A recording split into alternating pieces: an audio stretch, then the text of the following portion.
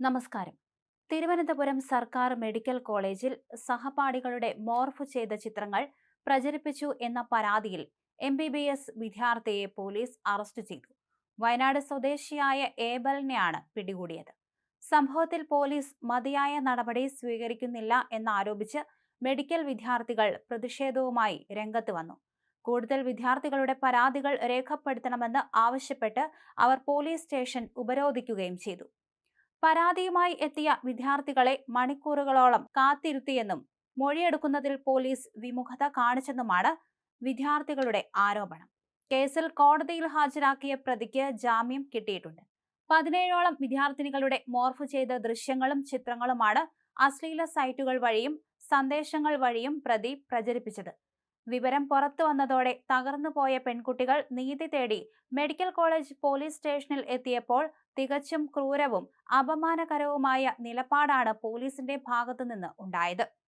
പരാതി നൽകാനെത്തിയ ഇരകളെ മണിക്കൂറുകളോളം സ്റ്റേഷനിൽ കാത്തുനിർത്തുകയും മുഴുവൻ പെൺകുട്ടികളുടെയും മൊഴി രേഖപ്പെടുത്താൻ വിസമ്മതിക്കുകയും ചെയ്തു.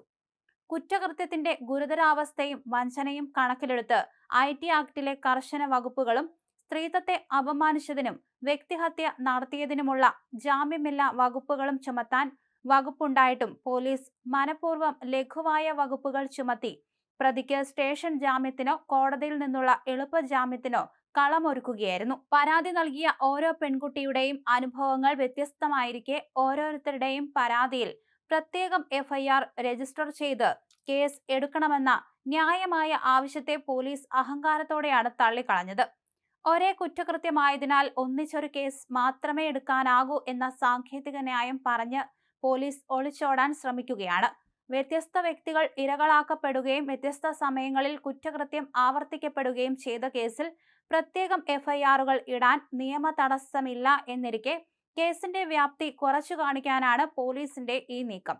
ഇരകൾക്ക് നീതി നിഷേധിക്കുകയും കുറ്റവാളിക്ക് സംരക്ഷണം തീർക്കുകയും ചെയ്യുന്ന പോലീസിന്റെ ഈ സമീപനം കടുത്ത പ്രതിഷേധത്തിന് ഇടയാക്കിയിട്ടുണ്ട്. പോലീസിന്റെ ഈ ഇരട്ടത്താപ്പിനെതിരെയും പ്രതിയെ സംരക്ഷിക്കുന്ന സമീപനത്തിനെതിരെയും മെഡിക്കൽ കോളേജ് പോലീസ് സ്റ്റേഷനിൽ വിദ്യാർത്ഥികൾ വലിയ പ്രതിഷേധമുയർത്തി. മണിക്കൂറുകളോളം സ്റ്റേഷൻ ഉപരോധിച്ച വിദ്യാർത്ഥികൾ പോലീസുമായി ശക്തമായ വാക്കേറ്റത്തിലും ഉന്തുതള്ളിലും ഏർപ്പെട്ടു. പരാതിക്കാരായ പെൺകുട്ടികളോട് പോലീസ് ഉദ്യോഗസ്ഥർ വളരെ മോശമായാണ് പെരുമാറിയതെന്നും ആക്ഷേപമുണ്ട്. SFI ഉൾപ്പെടെയുള്ള വിദ്യാർത്ഥി സംഘടനകൾ പ്രതിഷേധത്തിന് പൂർണ്ണ പിന്തുണയുമായി എത്തിയതോടെ മെഡിക്കൽ കോളേജ് പരിസരം വലിയ രീതിയിലുള്ള സംഘർഷഭരിതമായ അന്തരീക്ഷത്തിലേക്ക് വഴിമാറി.